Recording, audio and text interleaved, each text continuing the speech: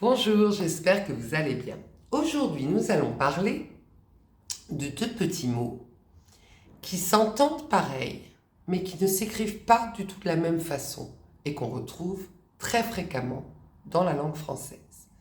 ET et EST. Ces deux petits mots, je vais vous donner deux exemples pour que ce soit clair dans votre esprit et que vous ne les confondiez plus jamais. Alors, premier exemple, mon père est professeur. Point. Il est parti à son travail. D'accord? Dans ce cas de figure, nous avons le verbe être au présent de la troisième personne du singulier et qui donc va s'écrire EST. Ok?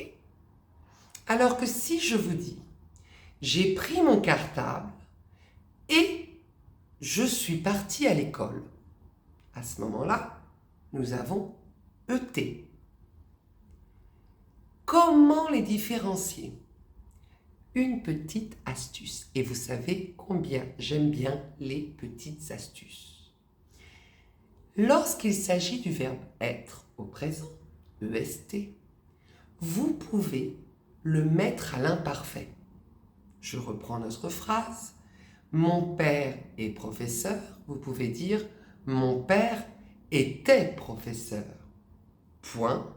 Il est parti au travail. Vous pouvez dire il était parti au travail. Ça a un sens. Alors que si vous prenez ma phrase numéro 2, j'ai pris mon cartable et je suis parti à l'école. Est-ce que vous pouvez dire j'ai pris mon cartable et je suis parti à l'école?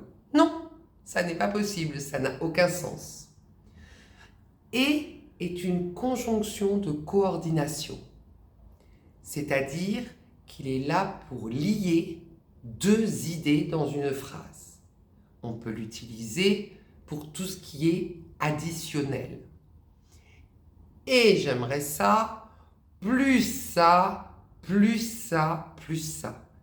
Et s'écrit ET et ne peut pas être remplacé par l'imparfait, puisque ça n'est pas un verbe du tout.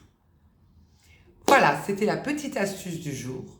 Je vous la remémore. Si vous ne savez plus si vous devez écrire ET ou EST, vous pensez à l'imparfait, vous tentez de le mettre à l'imparfait. Si ça passe, c'est que vous êtes bien dans EST. Si ça ne passe pas, c'est que vous êtes avec ET.